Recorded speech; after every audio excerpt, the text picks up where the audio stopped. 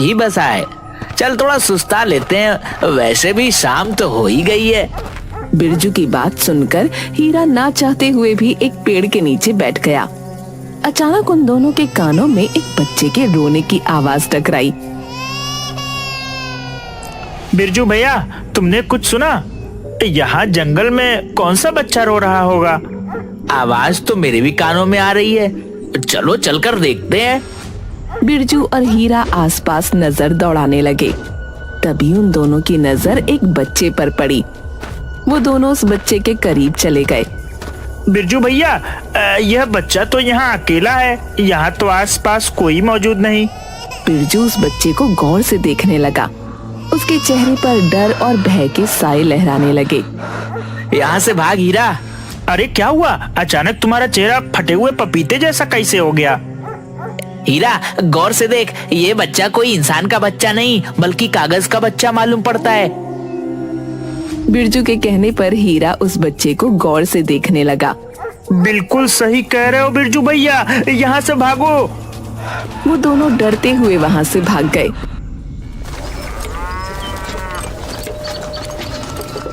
मगर उसी नदियापुर गांव में झुमरी नाम की एक सुंदर स्त्री अपनी 5 वर्षीय बेटी चमकी और पति के साथ रहती थी।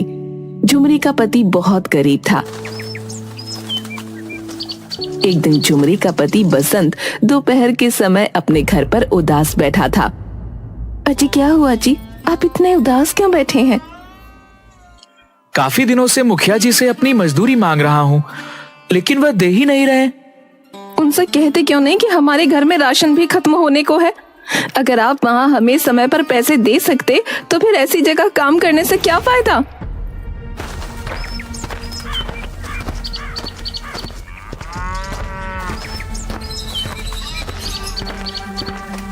क्या बात है बसंत, तुम यहाँ कैसे?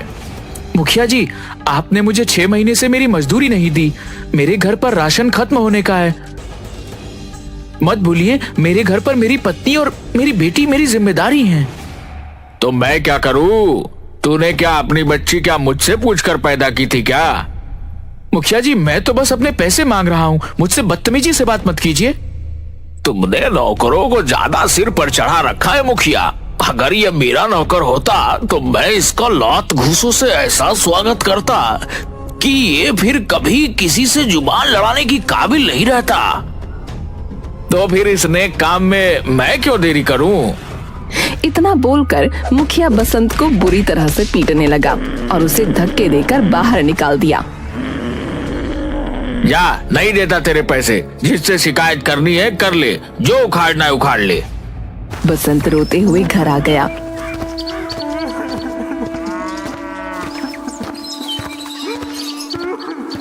और सारी घटना अपनी पत्नी झुमरी को बताने लगा। चिंता क्यों करते हैं जी, ईश्वर पर भरोसा रखें, सब कुछ सही हो जाएगा। तुम समझ नहीं रही, घर का राशन खत्म होने को है। आज तो मेरे पास चमकी के दूध के भी पैसे नहीं बचे। मैं क्या करूं? चिंता मत कीजिए, मैं अपने पड़ोस में रहने वाली अनीता से कुछ पैसे उधार मांग लेती हूँ। आप बस ऐसे उदास मत बैठिए और हाँ, कभी भी हिम्मत मत हारिएगा। झुमरी की बात सुनकर बसंत मुस्कुरा दिया। कुछ देर बाद झुमरी पड़ोस में अपनी दोस्त अनीता के घर गई। आओ झुमरी, मैं तुम्हारा ही इंतजार कर रही थी। अगर तुम नहीं आती तो कुछ देर में वैसे ही मैं तुम्हारे घर आने वाली थी। मुझे तुमसे बहुत जरूरी बात करनी है। हाँ हाँ बोलो ना, क्या बात है? मुझे कहते हुए अच्छा तो नहीं लग रहा, लेकिन मुझे कुछ पैसों की जरूरत है। वो क्या है ना, आजकल मेरे पति को कहीं काम नहीं मिल रहा। बोल रहे थे बाजार में काफी मंदी चल रही है। ये बात तो सही है, सभी जगह बुरा हाल है झुमरी। इतना कहकर अनीता ने कुछ पैसे झुमरी के हाथ में पकड़ा दिए। मैं तुम्हारे ये पैसे बहुत जल्दी चुका दूंगी। अरे जब मर्जी आए तब चुका देना, लेकिन ऐसा कब तक चलेगा? मैं कुछ समझी नहीं। देख झुमरी, आजकल का जमाना बदल गया है। मुझे देख, मेरे पति भी काम करते हैं और मैं भी काम करती हूँ। क्यों ना तुम भी अपने पति का हाथ बटाना शुरू कर दो। कुछ पैसे घर आएंगे तो अच्छा ही होगा।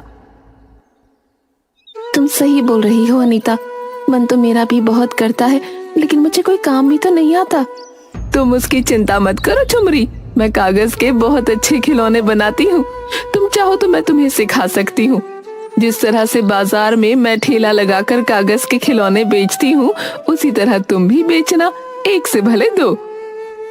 झुमरी को अनीता का ये उपाय पसंद आया। उस दिन के बाद झुमरी अनीता के साथ कागज के खिलौने बनाना सीखने लगी और कुछ ही दिनों में झुमरी कागज के खिलौने बनाने में निपुण हो गई।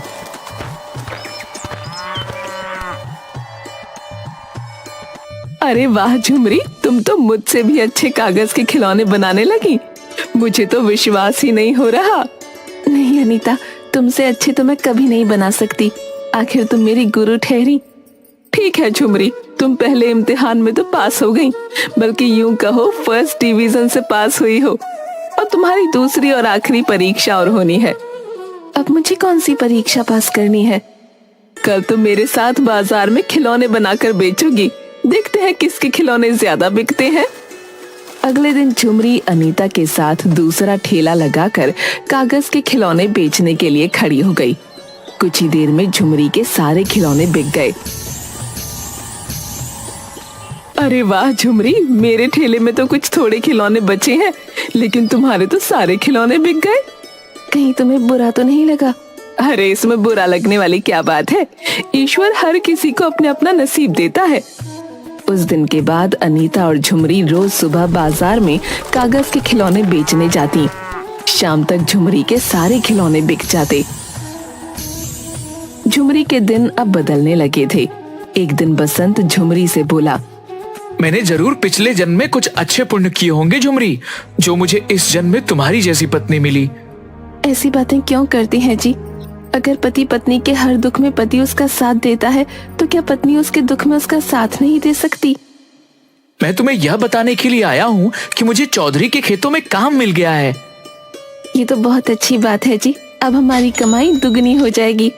अब हम अपनी बिटिया रानी को अच्छे स्कूल में एडमिशन दिलवा सकेंगे। झुमरी की बात सुनकर बसंत मुस्कुराता हुआ वहां से चला गया। एक दिन की बात है। झुमरी और अनीता बाजार में ठेला लगाकर कागज के खिलौने बेच रही थीं कि तभी मुखिया कुछ लोगों के साथ वहां आ गया। कैसी हो झुमरी? देख रहा हूँ तुम्हारे खिलौने आजकल बहुत ज्यादा बिक रहे हैं, और तो और तुम्हारे वस्त्र भी बता रहे हैं कि तुम्हारी आमदनी अच्छी हो रही है। सब ईश्वर की कृपा है मुखिया जी। यहाँ कैसे? बात यह है झुमरी कि हमारा गांव दो नदियों के बीच में है।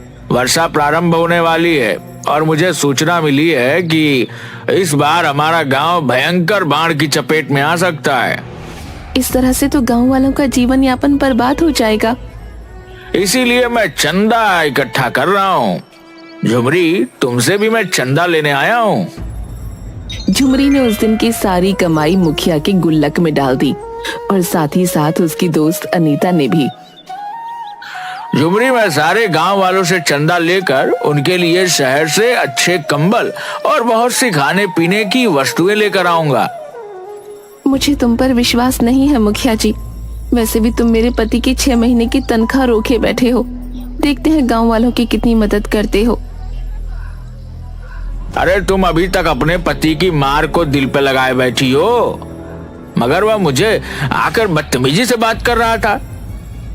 इतना कहकर मुखिया वहां से चला गया। दिन ऐसे ही बीतने लगे, मगर झुमरी ने देखा कि मुखिया शहर से कुछ भी लेकर नहीं आया। एक दिन की बात है। मुखिया अपने मुनीम प्रेमचंद से बातें कर रहा था। झुमरी अपने पति बसंत के साथ काम से जा रही थी। मुखिया को देखकर झुमरी मुखिया से बोली, मुखिया जी, 1 महीने पहले आप सारे गांव वालों से चंदा लेकर गए थे, ये बोलकर कि हमारा गांव भयंकर बाढ़ की चपेट में आने वाला है, वर्ष प्रारंभ होने वाला है, मगर मुझे तो अभी तक कोई इंतजाम नहीं दिखता। झुमरी की बात सुनकर मुखिया बुरी तरह से तिलमिला कर रह गया। तुम तो ऐसे बोल रही हो जैसे कि तुमने 10-20 लाख रुपया चंदे में दिया हो। अरे 100-50 चंदे में डालकर अपने आप को क्या समझ रही हो? मुखिया जी, आपको इस तरह से मेरी पत्नी का अपमान करने का कोई अधिकार नहीं। मुंह बंद रख बसंत, पिछली बार की माल भूल गया क्या? गांव में तेरी पत्नी के अलावा न जाने कितने लोगों ने मुझे चंदा दिया है। उन्होंने तो मुझसे कोई सवाल नहीं पूछा। यहाँ से चला जा वरना तेरा फिर से मार मार कर बुरा हाल कर दूंगा। बसंत अपनी पत्नी के साथ वहां से चला गया। देख रहे हो मुखिया जी, इस बसंत की पत्नी के कागज के खिलौने बाजार में क्या बिकने लगे। यह तो अपने आप को आपसे भी बड़ा समझने लगा। सही कहा तुमने। जब तक मैं इन दोनों पति पत्नी को गांव से धक्के देकर बाहर नहीं निकलवा देता, मैं चैन की नींद नहीं सो सकता। वैसे क्या वास्तव में अपने गांव में बाढ़ आने वाली है? अरे कोई बार नहीं आने वाली है। ये न्यूज वाले तो वैसे भी हर साल यही खबर चला देते हैं कि बाढ़ आने वाली है, गांव डूबने वाला है, और मैं इसी खबर का फायदा उठाकर गांव से अच्छा खासा चंदा वसूल लेता हूँ। हर साल की तरह इस बार भी कुछ नहीं होगा। उस दिन के बाद मुखिया ने झुमरी और उसके पति बसंत के खिलाफ गांव में कान भरने शुरू कर दिए। गांव वाले मुखिया की बातों में आकर झुमरी और बसंत को अपना दुश्मन समझने लगे। झुमरी से उन सब ने झुमरी के कागज के खिलौने खरीदने बंद कर दिए। थक हार कर बसंत और झुमरी अपने घर पर ताला लगाकर दूसरे गांव की ओर चल दिए। झुमरी एक जंगल में बैठकर आंसू बहाती हुई बोली, ये सब मेरे सच बोलने का नतीजा है।